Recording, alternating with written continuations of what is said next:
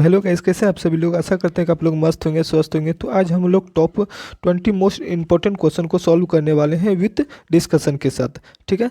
तो अगर आप लोग पेन और कॉपी कलम लेके नहीं बैठे हैं तो आप लोग कृपया कॉपी और पेन लेके बैठ जाइए और अपना एग्जाम का लेवल को देखिए कि आपका तैयारी किस लेवल पे है। ठीक है। तो पहला क्वेश्चन है, भारत का राष्ट्रीय जलीय जीव क्या है। भारत का राष्ट्रीय जलीय जीव क्या है। आपका ऑप्शन है डॉल्फिन, व्हेल, शार्क, कछुआ। ऑप्शन आपका ए सही हो जाएगा कि डॉल्फिन, यानी कि भारत का राष्ट्रीय जलीय जीव क्या है, डॉल्फिन। भारत का राष्ट्रीय जलीय जीव क्या है, डॉल्फिन है, गंगा डॉल्फिन है। ठीक है। उसके बाद भारत का राष्ट्रीय जलीय जीव गंगा डॉल्फिन। भारत का राष्ट्रीय जलीय जीव क्या है, गंगा डॉल्फिन है। इसे 1909 ईस्वी में घोषित किया गया था, यानी कि इसे 1909 ईस्वी में कहा गया था कि भारत का राष्ट्रीय जलीय जीव गंगा डॉल्फिन है। ठीक है। यह मुख्यतः गंगा और ब्रह्मपुत्र नदियों में पाई जाती है। यह जो भारत का राष्ट्रीय जलीय जीव डॉल्फिन है, यह गंगा और ब्रह्मपुत्र नदी में पाई जाती है मुख्य रूप से। इसे शुंस भी कहा जाता है। यह संकटग्रस्त प्रजातियां हैं, यह संकटग्रस्त प्रजातियां हैं। ठीक है।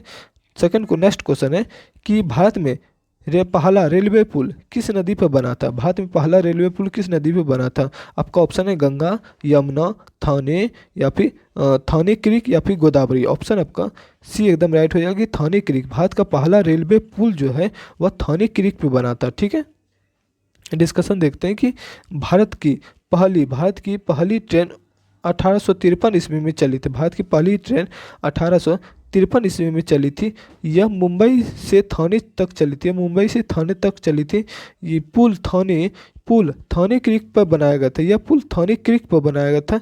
ठीक है। यह भारत की रेल इतिहास का महत्वपूर्ण भाग है, भारत की रेल इतिहास का महत्वपूर्ण भाग है। उसके बाद है कि इस रेलवे विस्तार शुरू हुआ था, यानी कि इससे क्या होता है कि रेलवे विस्तार शुरू हुआ था, इससे रेलवे विस्तार शुरू हुआ था भारत में।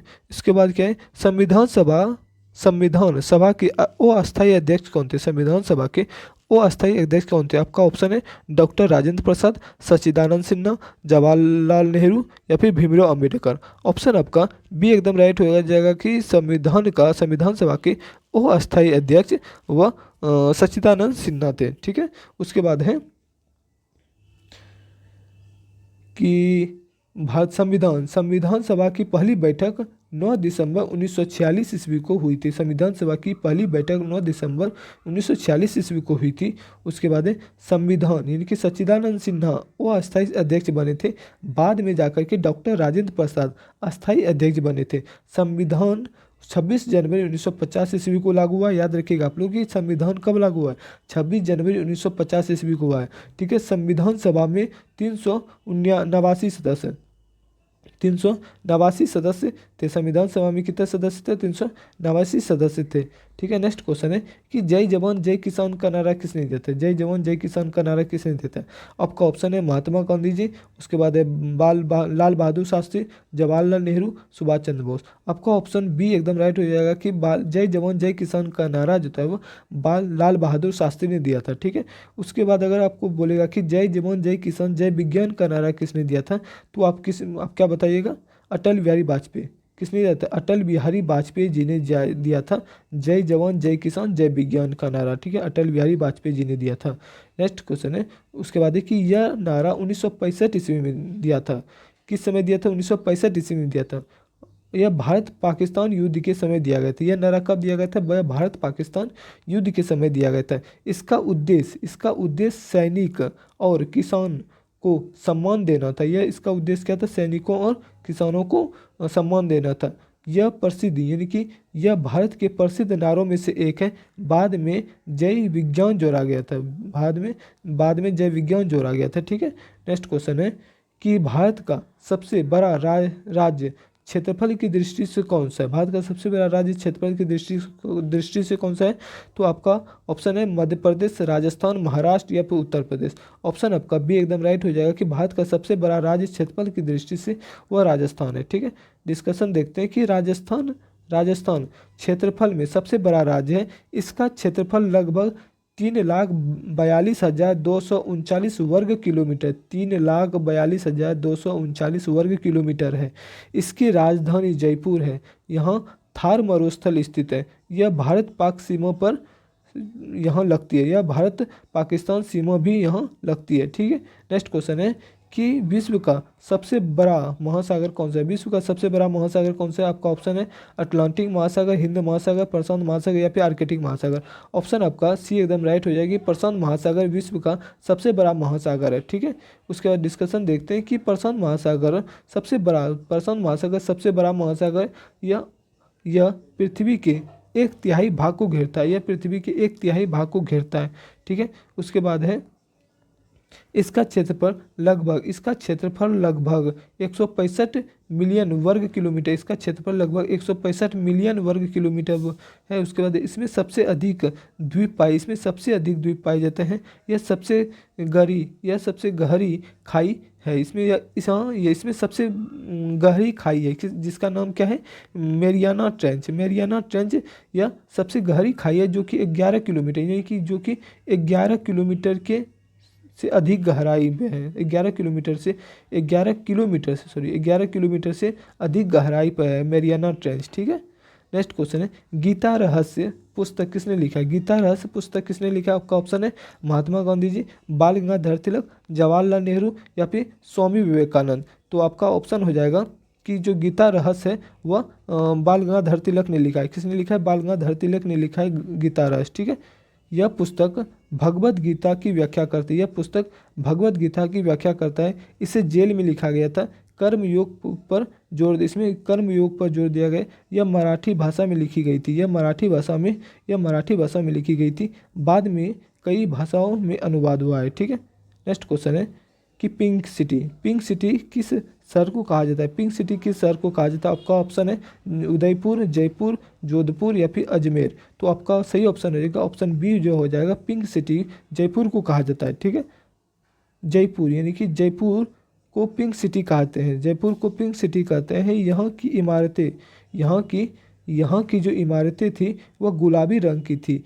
1876 में शहर को गुलाब रंग से रंगा गया था। उसके बाद यह राजस्थान की राजधानी है। जयपुर या राजस्थान की राजधानी है। यह प्रमुख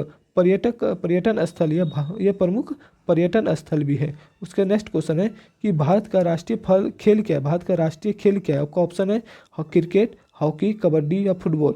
तो आपका सही ऑप्शन हो जाएगा ऑप्शन बी जो हो जाएगा आपका सही ऑप्शन हो जाएगा कि हॉकी भारत का राष्ट्रीय खेल है। इसका डिस्कशन देखते हैं कि भारत में पारंपरिक रूप से हॉकी को राष्ट्रीय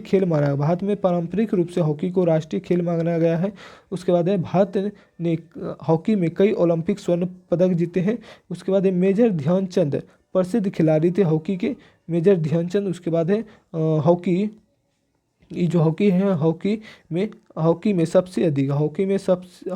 में बहुत लोकप्रिय कि हॉकी भारत में बहुत लोकप्रिय रही है। ठीक है, ओलंपिक में भारत का गौरव बढ़ाया था। ठीक है, इसलिए इसे भारत का राष्ट्रीय खेल भी घोषित किया गया था। नेक्स्ट क्वेश्चन है कि भारत में योजना आयोग कब बना था? आपका ऑप्शन है 1947, 1950, 1952, 1960। तो आपका सही ऑप्शन आ जाएगा 1950। 1950 में योजना आयोग बना था। ठीक है, इसका डिस्कशन है योजना आयोग 15 मार्च 1950 को बना था। इसका उद्देश्य क्या था? इसका उद्देश्य था कि आर्थिक योजना बनाना। ठीक है, प्रधानमंत्री इसके अध्यक्ष हुआ करते थे, यानी कि योजना आयोग के अध्यक्ष कौन हुआ करते थे? प्रधानमंत्री हुआ करते थे। 2015 में इसे समाप्त कर दिया गया। इसकी जगह एक और लाया गया था नीति आयोग। इसकी जगह कौन सा आयोग लाया गया था? नीति आयोग लाया गया था। ठीक है, उसके बाद है भारत का लौह पुरुष किसे कहा जाता है? आपका ऑप्शन है जवाहरलाल नेहरू, सरदार वल्लभ भाई पटेल, सुभाष चंद्र बोस या फिर राजेंद्र प्रसाद। तो आपका ऑप्शन बी एकदम राइट हो जाएगा कि भारत का लौह पुरुष सरदार वल्लभ भाई पटेल को कहा जाता है। ठीक है, सरदार वल्लभ भाई पटेल को भारत का लौह पुरुष कहा जाता है। इन्होंने रियासतों का विलय करवाया जाता है।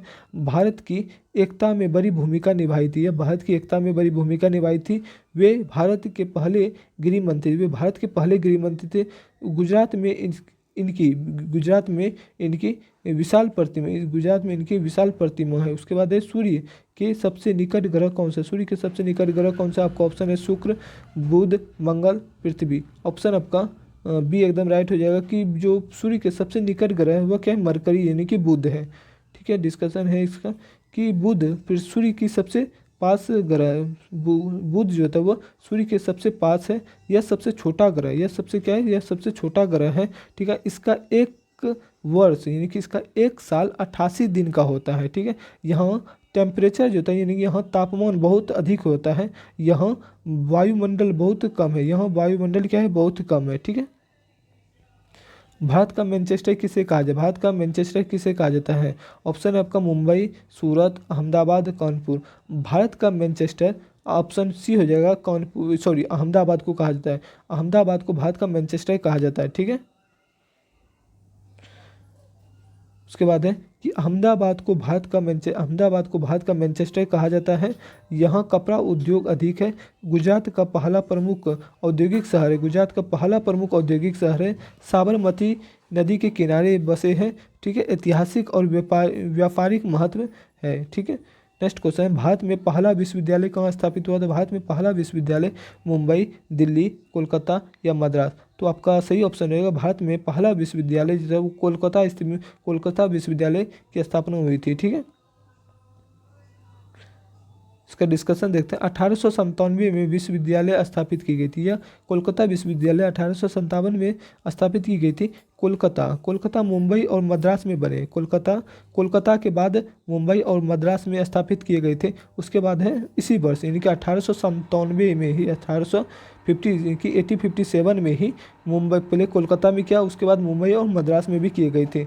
उसके बाद है कि यह ब्रिटिश काल में बना था। यह ब्रिटिश काल में बना था। यह उच्च शिक्षा का विस्तार हुआ था। यह उच्चतम शिक्षा, यह उच्च स्तर की शिक्षा यहाँ पे दिया जाता था। ठीक है, नेक्स्ट क्वेश्चन है कि रामायण के लेखक कौन है? रामायण के लेखक कौन? आपका ऑप्शन है वाल्मीकि जी, तुलसीदास जी, कालिदास जी, व्यास जी। तो आपका सही ऑप्शन है महर्षि वाल्मीकि जी रामायण के रचयिता है। ठीक है, रामायण के लेखक महर्षि वाल्मीकि जी हैं। रामायण के लेखक कौन है? महर्षि वाल्मीकि जी हैं। इसने संस्कृत में से लिखा था।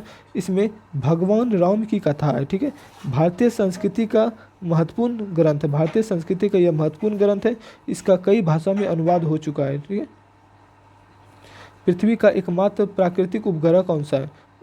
पृथ्वी का एकमात्र प्राकृतिक उपग्रह कौन सा है? ऑप्शन है इसका चंद्रमा, सूर्य, मंगल या शुक्र। ये क्वेश्चन आपको डिस्क्रिप्शन बॉक्स में बताना है कि पृथ्वी का एकमात्र प्राकृतिक उपग्रह कौन सा है। ठीक है, इसका डिस्कशन आप लोग को बता देते हैं कि चंद्रमा पृथ्वी का उपग्रह है। यह पृथ्वी से लगभग 3,84,400 किलोमीटर की दूरी पर, यह पृथ्वी से लगभग 3,84,400 किलोमीटर की दूरी पर है। इसकी रोशनी सूर्य से आती है। इसकी रोशनी, चंद्रमा पे जो रोशनी है वो कहाँ से आती है? वो सूर्य से डायरेक्ट आती है। ठीक है, उसके बाद है ज्वार भाटा पर इसका प्रभाव पड़ता है। 1969 में मानव पहली बार पहुंचा था।